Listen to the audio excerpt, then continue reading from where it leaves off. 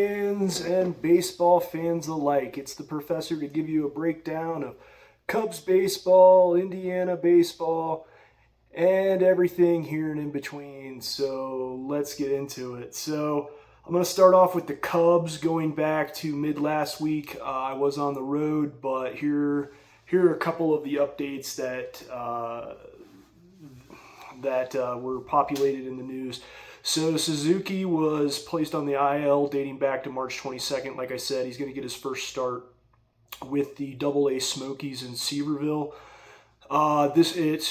It's probably going to be the midweek game. And then I expect, because he was only on the 10-day IL dating back to March 22nd, he'll probably and is anticipated to be back up with the club starting the next weekend series that we have. So that will be good because, boys, the outfield is hurting for numbers, and I'll get into that here in a second. Cubs move overall on the weekend to 4-5 as their record, and I would just like to point out in the first three series that we've played, going backwards, we played the Guardians, the Nationals. Well, that was opening weekend. Nationals were opening weekend.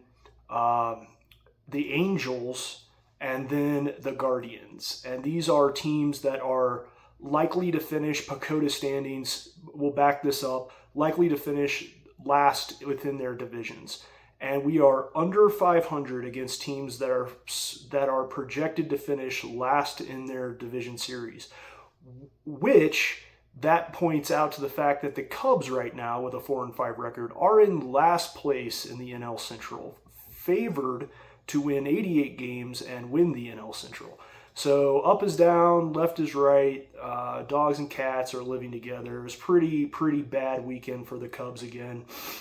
Opening on Friday, Cade Horton looks like it's going to be another great Cade Horton opening. We're going to secure that Friday win and carry that momentum into the weekend. Oh, but stop. Cade Horton comes out after the first inning having thrown only 17 pitches with a right forearm strain. Now he's been placed on the IL dating back to Friday. So our probable ace of the season, already injured, already on the IL, not going to get the next two starts that he should be getting. It's not looking good. So Cubs bring up Riley Martin from the minor leagues to offset that. And what we saw in Cade Horton's game is most likely what's going to be done on his starts, in my opinion. So as soon as Cade Horton went out, we do have Colin Ray, which I've talked about before as a long reliever. And that was the position that that council wanted to use Colin Ray for this season. And when we look back to last season, this exact same scenario happened with Shota getting hurt, with Cade Horton getting hurt, with Justin Steele getting hurt.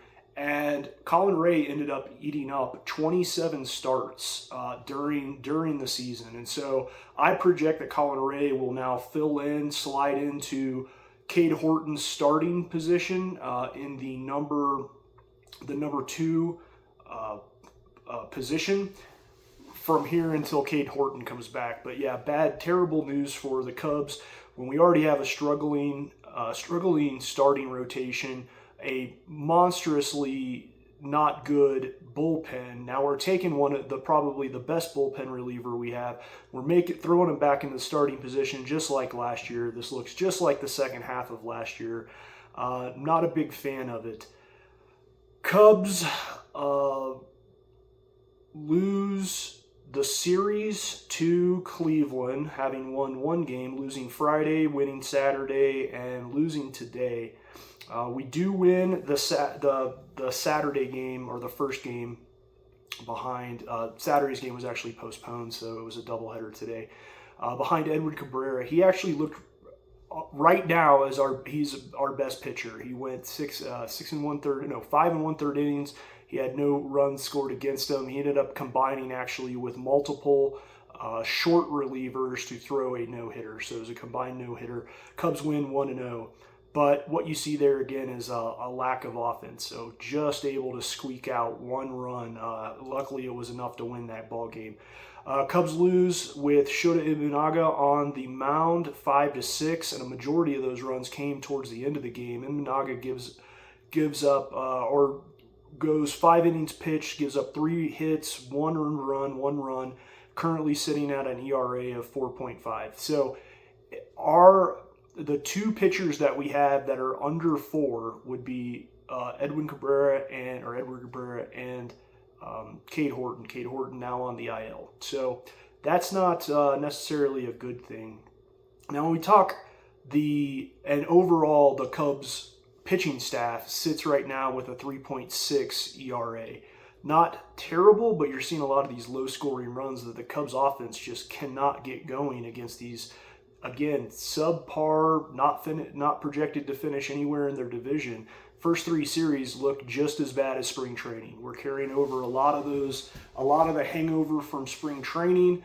The starting pitching is not getting deep, minus an exception, and of Cabrera, and the offense just cannot put up runs. When we look at our power hitters right now, Bregman sitting with a 1.67 ERA. Happ, who leads the team in home runs surprisingly, with 4 home runs, has a 1.89 ERA, batting average. Michael Busch, 1.88 batting average. Dansby Swanson, 1.38 batting average.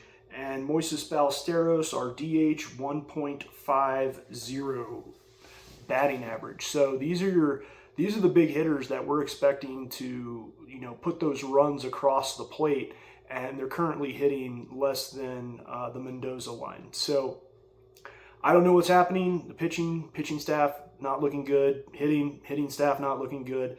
All that wraps up is a really sad beginning of the season for the Cubs when it was projected that we were supposed to be pretty good.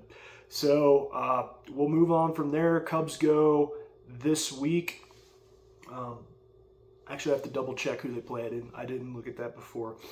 But we'll go over to the state of the state baseball. So let's start off with a couple of those surprises that I warned you about. So Purdue took on ISU this week, and ISU comes out with the win. So ISU at the time had a losing record, winning record in conference, losing record overall. But as I had told you, they kind of sneaky have some of these punching above their weight wins, and Purdue's one of them. So Purdue gets hosted by the ISU Sycamores at Bob Warner Field and are able to win pretty handedly, 12-4. So pretty good offensive showing there against Purdue.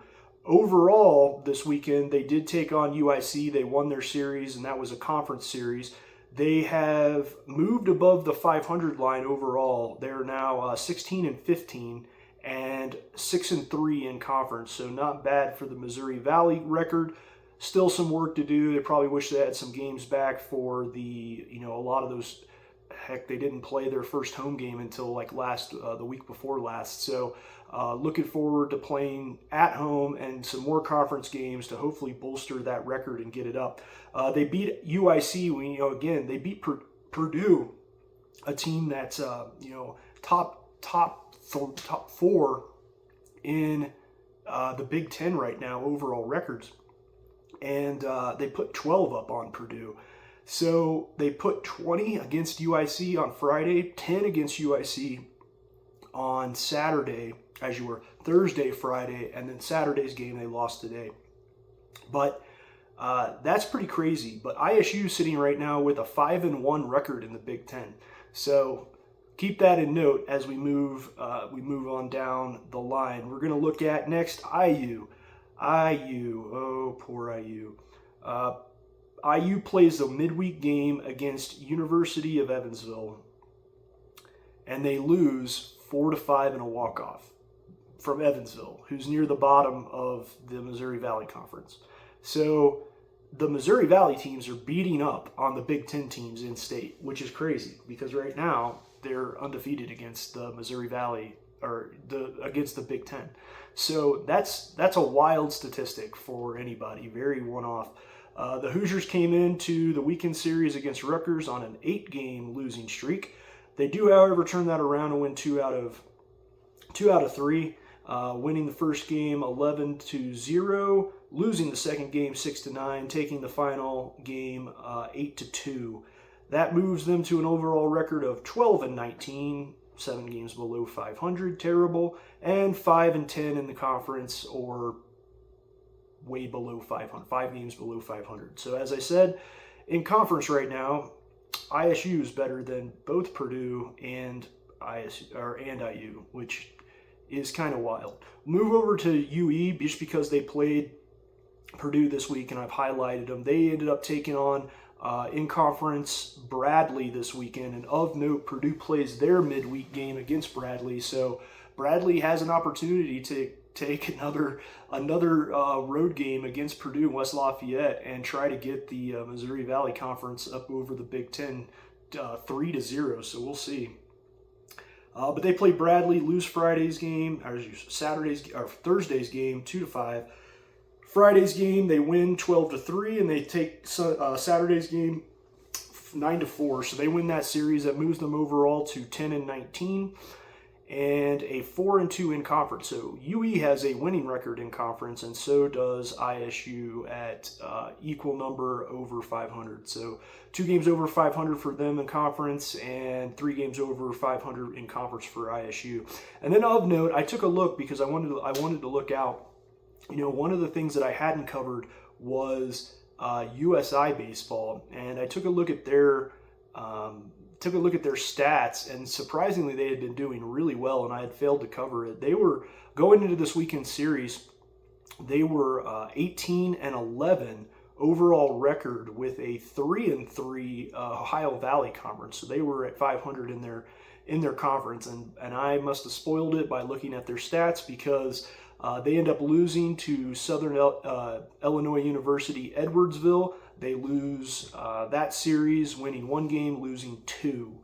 And so that's where USI sits, still with a pretty healthy 6 games over 500 overall record, which is pretty cool. I'll probably keep an eye on them just for updating anything that comes out of USI, and hoping that they can win some more Ohio Valley Conference so that they can end up trying to make a run in that postseason, and maybe get into the postseason, college baseball postseason. That would be pretty tight. But that's where we sit around the state, and that's where we sit with the state of the Cubs in last place today. Hopefully we do better this week. That's it for the professor for today. I hope you have fun. I'm back out in Colorado Springs. Will be for the next couple of weeks until I begin my move back to Indiana. And that will do it for me. As always, if you like this content, like, share, comment, and check out the other Buzz Sports Media podcasts, the blogs, Bree blogs, cover a gamut of NFL football on Buzz Sports Media's main channel. We have the Mixed Martial Arts Idiots. Check them out for all fighting, MMA data and updates. Check out Shenanigans on a gamut of relevant sports topics from a female perspective. But if you like this content, leave a comment, like, share, add, subscribe, and check out the other content producers on this channel. That's it. Go IU, go Cubs.